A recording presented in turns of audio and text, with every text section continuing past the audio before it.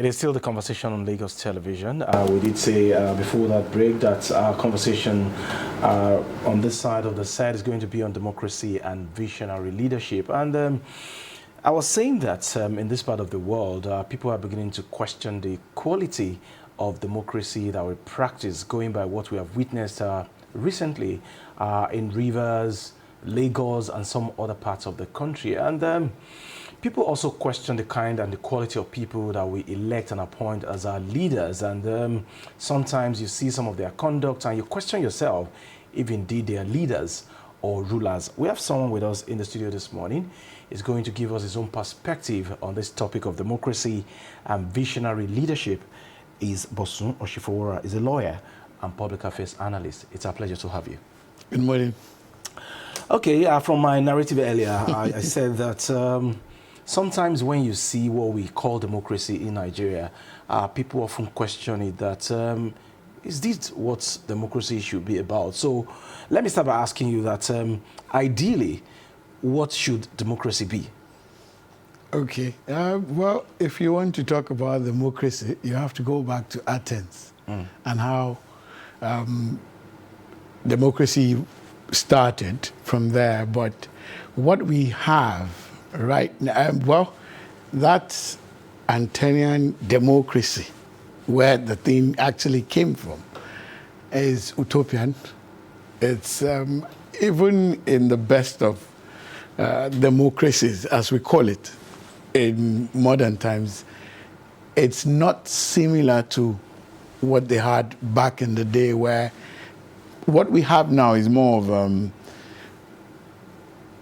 representation, civil governance. Particularly, I'm talking for our own climate now, because even if you look at it abroad, even America, the people that we cite as examples and all that, there are still a few things that are not right if you compare to back in the day where democracy started in Athens and how it's done. You know, over time, people have modified and adapted their own kind of democracy. And that's why I said generally what you have is more of civil rule and representative governance. All right, and then that's one part. You were wondering what kind of democracy we have. You know, a lot of times I see people come on air, people talk in different platforms, and they talk about building institutions and all that.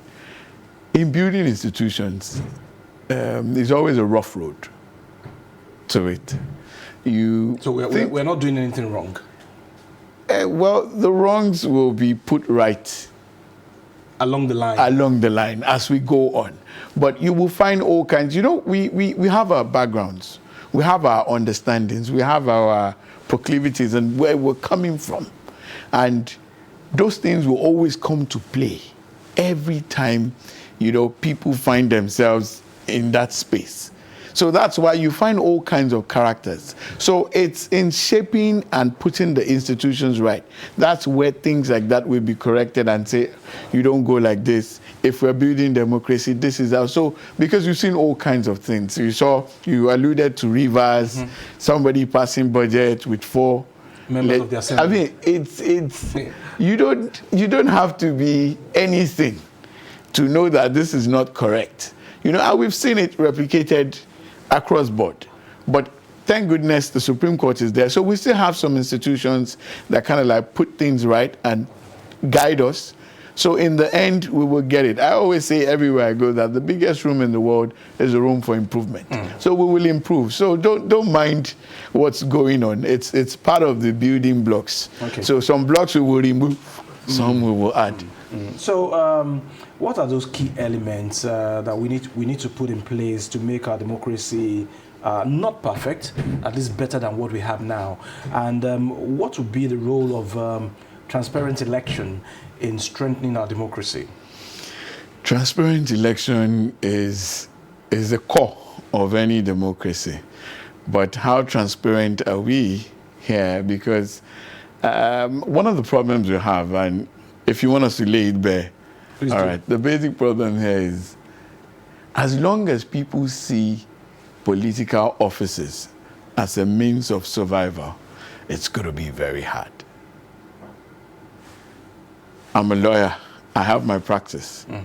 If I offer to help or serve, if it doesn't work my way, I quit, I go back. I know my work. I know my job.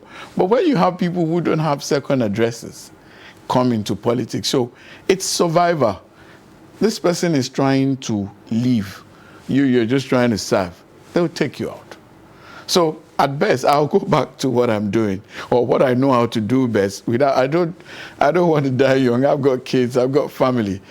So I'm not going to die there like we see in most cases. So we have this die there syndrome. And the reason is this. Go check out those people. They never had anything serious they were doing before. So, and now you're here. Imagine you were earning maybe a few thousands, and then you find yourself in a legislative space or executive space, and then you're controlling millions. You're not just doing that. You're going on the road. People are clearing road for you and everything. You don't want it. I mean, 4 years in our eyes looks like a long time. They occupying the position know that before you know it. That's why you see somebody is being sworn in, and he's talking about the next election cycle because he knows, this thing, I'm not going to let it go. But if you've got something viable you're doing, it's service. And one of the things I always say, I think I said it here before, what we do here is not really service. Why will I be elected or given a position and I'll go to church or mosque for Thanksgiving? What am I thinking? I'm thinking to serve?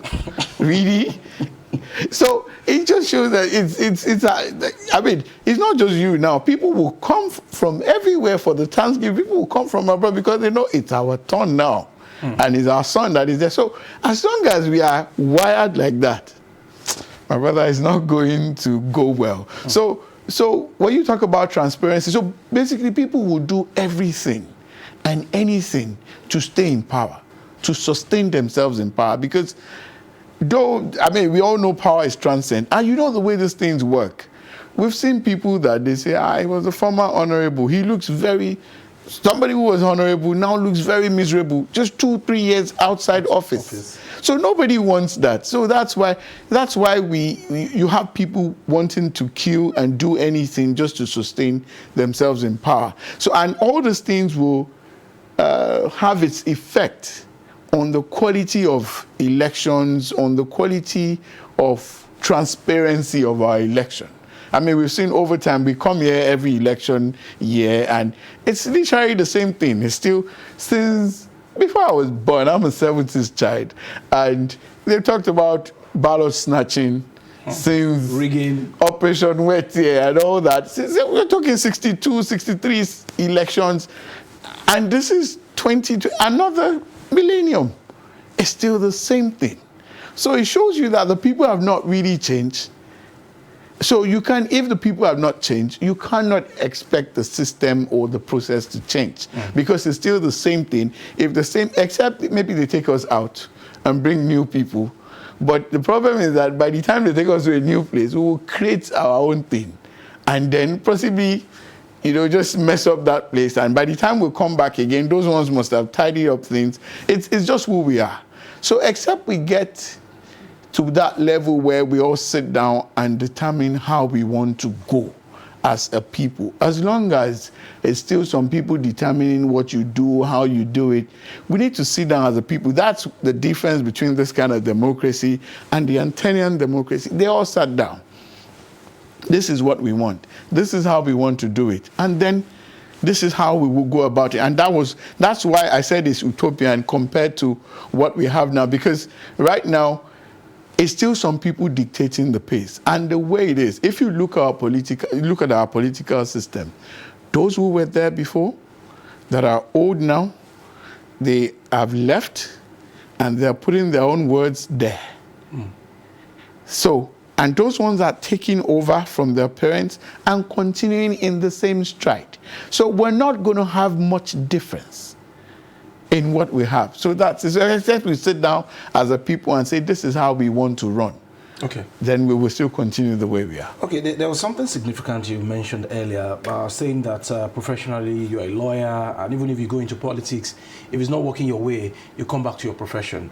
So the quality of people that we appoint or elect as our leaders now, should we raise the bar in terms of their qualifications so that we can have people who are really exposed and, of course, willing to serve, other than pegging the qualification for you to become the president of Nigeria at Premier 6 or School Cert?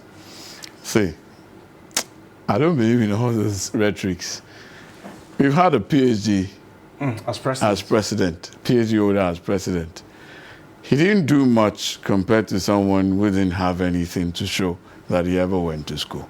So it's not a function of school. And in this same country, we've had different governors. No, not regimes where people wouldn't go the early part.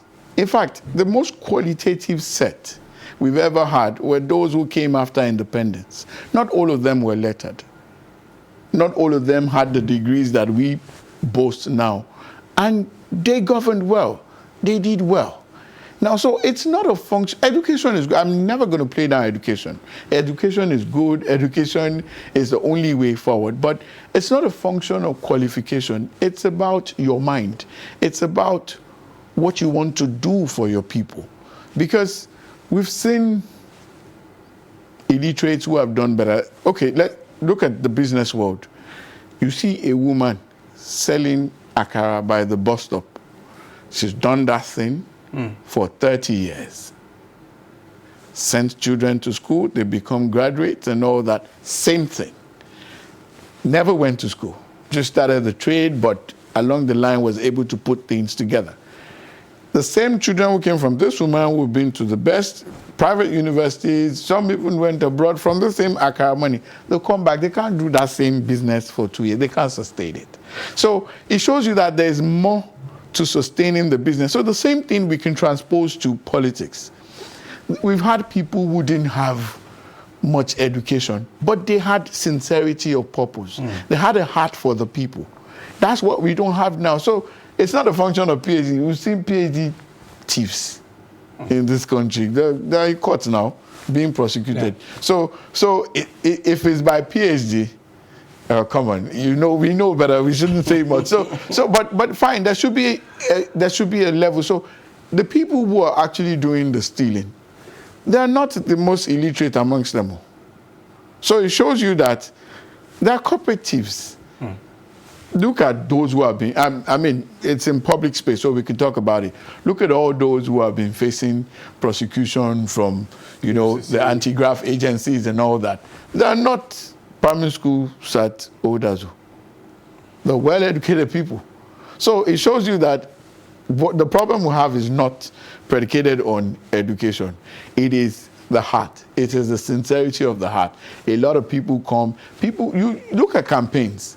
That's where you know that these people don't have anything to offer.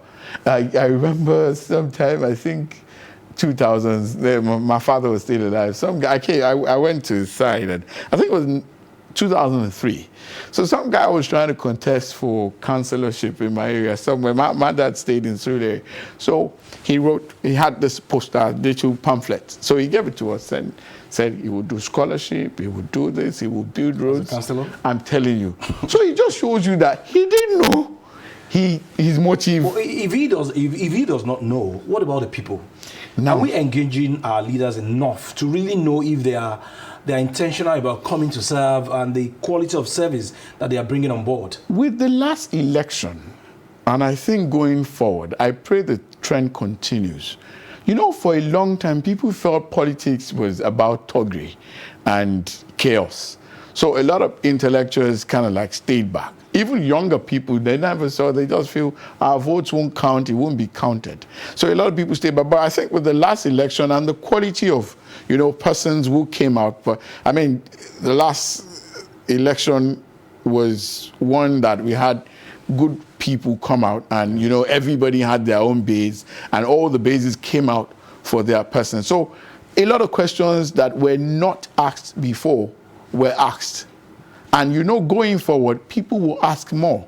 And then you can also trace that to some of the things that had happened before the election, the whole NSAS thing, a few things, people got fed up and they were like, come on, let's ask these people what's going on. How do you want to do this? Sometimes I even have a problem with, no disrespect Debates? to, yes, the quality of questions they ask during debates. Sometimes you just wonder, what are they asking? What are you saying? See, ask the people, what do you want to do? How do you ensure that hunger is taken out of the life of people? Let the person come and talk. So let them, then it shouldn't be limited to presidential alone. I think we should have a way where even councillorship, chairmanship, let people come and talk at that level. That's why I love the British system. If you cannot say it, you can't do it. That's one of the things I've seen. They talk, this one will challenge, and right on the spot, they'll give you things, then you counter, and we can't do that here. Look at the quality of discourse at our own Senate and Rep. It's a far cry from what it's supposed to be. So with that quality of discussion, how do you want to ensure that your life of the average Nigerian will go well? In the past 2 weeks, look at what the Senate has been debating. It's appalling. Meanwhile, people are hungry, people are suffering, amenities, a lot of things. We're still in the same thing. And then the same campaign of 1962 or 1965 is what people are still bringing in 2025, some 60, 70 years after. Why? Because we're still where we are. No much improvement has been done. So one of the things we need to do now is people should start asking questions, because we don't ask. And I think that has a background in our religious framework. God give it, God take it kind of thing. The road in front of my house is bad. I don't even know my local government chairman. A lot of people do. I do, but a lot of people don't. And then you see things, you don't go there, write a letter, ask. I talked about something before where we woke up, where my office is, on the other side of Sule. We woke up and we saw that the names of the street has changed. People have offices, people have things there. And the community came together. It was a communal effort. And we came together. And there was no power engagement. Nothing. If we left it, it would have been like that.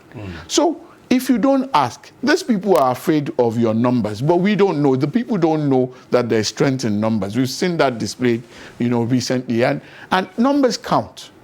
And one of the things people should start realizing is that if you don't count, if you don't matter, they won't come and give you things. They need you to come out to vote. You see all those nodules and things they give you. They know you matter. They need you. They need your number. But we don't say, we just say ourselves, well, it's only me. It's only my house. But if we come out like that, not to fight, but ask questions. Collect the nodules, collect whatever they give you, but still ask, what do you want to do? So until we start asking questions, things won't change. It's by asking questions that things will change. It's by asking questions, you will know the quality of persons. You will know what this guy has got on his inside, whether he can deliver or he can't deliver. If he can't answer you, then he hasn't got anything to offer you. So how then do we strengthen our institutions and, of course, electoral process in such a way that our democracy will be better than what we have now? And, of course, good people can come out to serve. Because presently, I've had it at different fora that the crop of people that we have now, they are not actually leaders. They are rulers as against what they should be. No, it's how the people have reacted to them. I just talked about the fact that, okay, look at local government. Since this Tinubu administration, do you see the amount of money that goes there? Have you seen any improvement in your own, I'm being the interviewer now, in your own local government? Have you seen any improvement? Not really. Quite. Not quite. Now, so, have you asked any question? No. Go there and tell them, the drainage in front of my house is blocked. This and this and this. They expect it, but when they don't see it, they don't do anything. At the end of the day, they'll give you a balanced budget. They started with 0, they're ending with 0. So that's it. So the major thing, we have to start asking questions. Go to the local, what do you do? Look at the healthcare system. There's primary healthcare. Yeah. There are things that at their own level, we don't ask. We're just too comfortable as a people. So at the end of the day, we now complain that these are rulers. Nobody's asking any question. Nobody's saying anything. Then You float someone amongst you. I mean, it's now easy. Get someone, get some. You see, let me tell you what I think. But politics is quite expensive in Nigeria. So where would the financial muscle come from? Let's start somewhere. Everywhere is a starting point for me. See, this is how it works. You see, once those people notice you're gathering, they fear numbers. Look at NSAS. Immediately they saw the numbers. You know, the Nigerian youth, they're Yahoo people, they're this, that, you know the way they talk about youth, they just castigate them, describe them in very low terms, you know. When they saw that this same youth who don't send, who only party, who only do Yahoo, according to them, you know, I'm quoting now, quote and unquote, and they saw them gathering. Initially it looked like play. Then when they saw the numbers, then army came, they stood. They knew that we need to talk to those people. That's how it works. That's how you actually liberate yourself. But if you just feel, you know, we have this, permit this expression, me. My family is fine. My kids are going to school. We go to summer. Let them do. I'm not a part of this thing.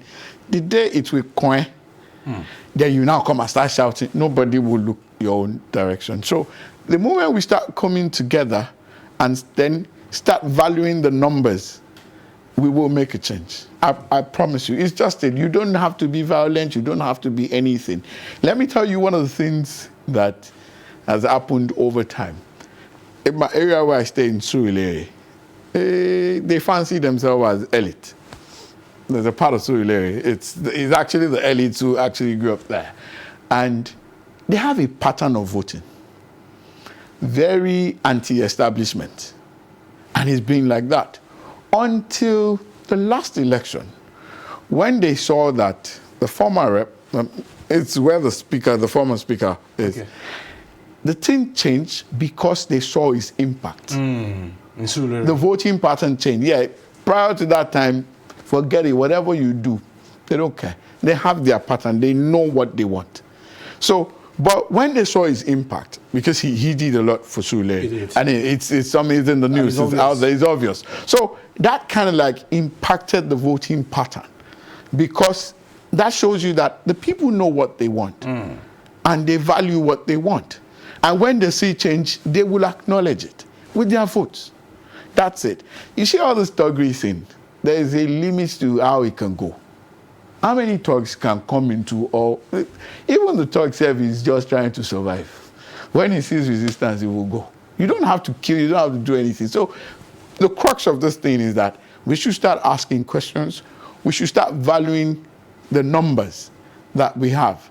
These two things will bring the needed change we want.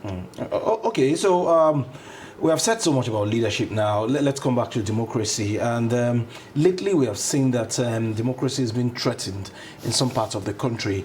And I will cite an example of Rivers State, where the Supreme Court gave a judgment. And we are beginning to see the governor giving different kind of interpretation to the judgment of the Supreme Court, saying that it was not in their favor. They're trying to study the judgment, is yet to get the certified true copy. Does it take that long? And then why is it difficult for people in power to comply with the rule of law? Let me just answer that with a phrase. Only the guilty explains. That's it. There's one interpretation to the thing. The thing is clear. Every citizen, he will get it this week. He's not, see, there's some things you don't argue about. He knows, he has an attorney general now. He knows how the thing works. You don't have to be a lawyer to know what the Supreme Court. We don't speak Latin again in law. We speak English. You can read it. I mean, that doesn't give you the liberty to go and practice, but you don't understand what has been written. But in case he doesn't have, he said he hasn't got it, he will get the citizen. They'll get it for him. Then he will understand the true position. But you see, the law is the law, and it doesn't change. All right? It's we that will try to adapt and bring in our own style. You know, we have been able to fashion our own kind of democracy into this thing. But basically, the Rivers case is sad. It's an aberration. But with time, they will comply. And then one of the things I also want to say is, no matter how much you berate the court, fine, it's my estate and it's, my constituency. The courts have really tried. Over time, there's been a whole lot of reforms. That's why I said the biggest room in the world is room for improvement. The courts, call them any name you want. they've helped with a lot of reforms, particularly with, you remember when, particularly with the elections. Remember when we used to have where somebody, by the time you're done in court, this person's tenure is almost over and all that. Those are the things that the courts and the legislators looked into, and they had to come up with a position that it shouldn't go beyond this. Those are reforms. Howbeit little, they help. So you don't have, if you look, we still have staggered elections because of that. If we had that in place before, it wouldn't be like that. But you see, these are things that happen. That's why I said, if you don't have crisis, you don't know how much development is needed and how much development you can achieve. So crisis is a part of development. You need it to be able to fashion the way to go and understand, okay, now, I mean, if we've made this mistake and we've gone past it, we're not going to do it again. We've moved past it, and then we're moving on to something. There will be challenges. And that's how, because all those people, I was in a lecture, I did a program in Unilag, and the lecturer was telling us just last night that, see, some of the things you're complaining about in Nigeria, Britain, America, they've gone through it. These are democracies of hundreds and 100 years old hundreds of years democracy. So we're still trying to find our fit. Fine, we don't have to repeat some mistakes, but because of who we are and the nature of persons that we are, well, we can excuse some mistakes, but over time we will get it right. But democracy is not being threatened. It has come to stay. Forget it. No, we can't go back. I raised that because people have pointed accusing fingers at the judiciary as one major instrument being used by politicians to do all kind of things when it comes to election and democracy in Nigeria. We see people filing different kind of injunctions and, of course, some funny judgment here and there. And from what I've read so far through my research, judiciary is a key element of sustaining our democracy. Yes. I said it earlier. People have said a lot of things about the courts, about the judiciary and everything. I wouldn't deny the fact that there are one or two funny judgments. But there's a way we amplify little errors over the bigger good. Now, there are people who have dedicated their lives to ensuring that the judiciary thrives and that the nation moves on well, because they know that it's the last place of the common, is the last hope of the common man. Now, so the people who work day and night, judicial officers from the lowest court to the apex court, who do well. Now, but you see, these people are being tainted by the few, the few judgments, the judgments you've talked about, the judgments every day. Mm-hmm. Lives are decided upon every day by the same judges who are doing well, who are acting well, who are upholding the law, but we don't see that.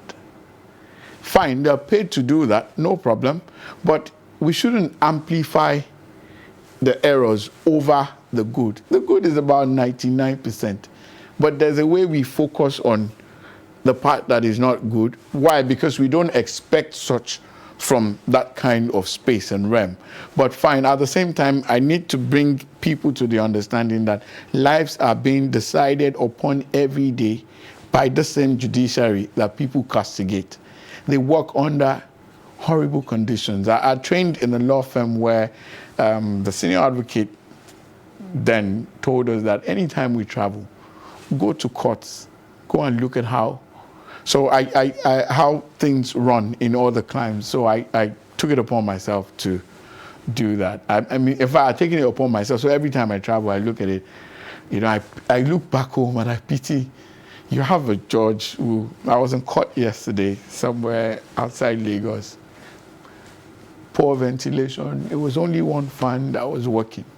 The judge was writing in longhand. I kid you not. I'm holding brief for the judiciary now.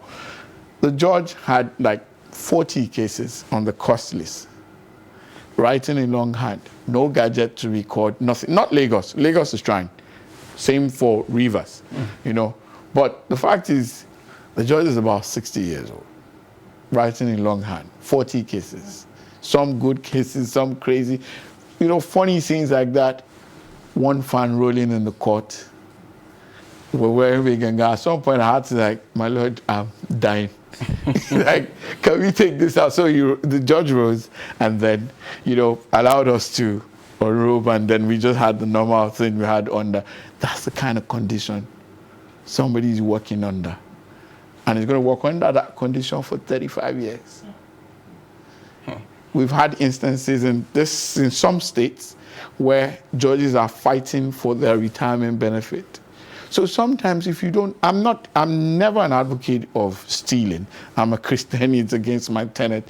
But if I know that if I'm out of this job, having served for 35 years, and nothing awaits me, I won't be able to send my kids to school, I won't be able to feed, I won't be able to undertake medical expenses, I would think again and do what is not supposed to be done. Okay. Just to sustain myself and not die early. So in summing everything up now, as we approach another election in 2027, how can we change the narrative in terms of democracy and the quality of people that we are going to elect in 2027 in such a way that the future will be better than what it is now? The most important thing is voter awareness on the part of voters, because like I talked about numbers, like I talked about strength in numbers, and then education. Voter education, yes. You need to, because sometimes you still have instances where a lot of void votes, the last election you saw some at the presidential level, void votes were more than some presidential candidates got all through the federation. So it shows that, you don't see that in some other climes. Then also, we may have to try some other style of voting. Electronic voting, not just the electronic stuff we use at the polling booths now, but people should be able to vote from their house. Yes, so I know for those who want to rig, our minds will go there and all that, but you see there's a way you also can checkmate some of those things. But voter awareness, voter education, and then bring in some information early enough, because I saw an information just yesterday about registration coming up very soon. Not many people know about it. Some people have grown to become 18 years from the last. So they need to bring all these things, not just on the radio now, bring it to the schools, then start advocating and telling them their rights and everything. Because also I think our educational curriculum too, in line with this argument now, I learned some courses have been taken away, they are now being returned. Which country doesn't do history in school? It's only in Nigeria you find things like that. So these are things, we need to bring it down to that level where at primary school, start telling them some things. In fact, my daughter, I was telling her some things about, previous political era. She was like, are you sure? I'm like, what do they teach you people in school? She said, it's not part of their...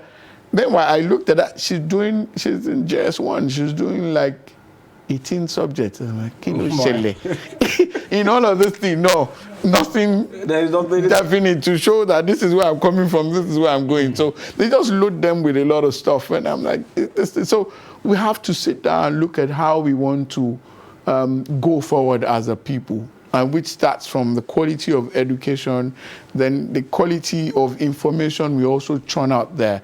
Our democracy has come to stay.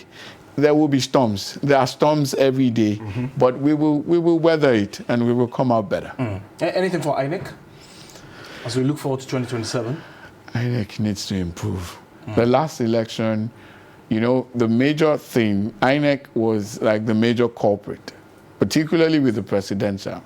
They gave a particular explanation that this thing will be seen in real time, and we never saw it. Integrity counts. Even if they didn't do anything wrong. The fact that you said this is what you wanted to do, and you did otherwise, half of the people would just turn their back. And I was in court on Monday, and the judge, Justice Ashadi, he said something he talked about a particular proverb that it's a Yoruba proverb that when you're frying granite or breaking granite for a blind person, you have to start whistling to show that you're not, eating the thing. So that's it. So integrity counts. You have to come out well so that people will know that, okay, this person has tried his best. That thing didn't resonate well with a lot of young people. Just that singular event of not showing the results in real time. There was some delay, there was a whole lot of things, and that was enough to make some people decide not to vote ever again in Nigeria until they see a change. So if you know you can't sustain something, don't say it. Stay within your limit. Nobody will kill you. Nobody will maim you for doing what you have said. It's when you don't do what you have said. So I think INEC needs to improve. They're trying, it's there's a way we look at things. I can look at you now, I see you every day on TV, and I feel your job is easy until I come here to know that this thing is not child's play. I just told you about how we were in court yesterday. You see me go to court, I just go and speak English. When you get there, and you're speaking English under heat, and so under horrible conditions, then you know that sometimes even the English will not go well in your mouth. So it's beyond that. So basically what I'm saying is that INEC is trying. They've been fantastic, all right, but they can do better. My position is the biggest room in the world is a room for improvement. We can always improve on whatever we've done. All right. What a way to end our conversation on democracy and visionary leadership with Bosun Osifoworo, a lawyer and public affairs analyst. And, through our discussion this morning, he has been able to identify what we need to put in place as a country to make our democracy and the quality of people that we appoint and elect as leaders better, so that we can witness some kind of development in Nigeria in all spheres of our economy. We thank you very much for your time on the program. Always a pleasure. Okay, that's our conversation on this side. We'll take a very quick break. When we come back, Adebimpe and Joy will engage you in another conversation entirely. Stay with us.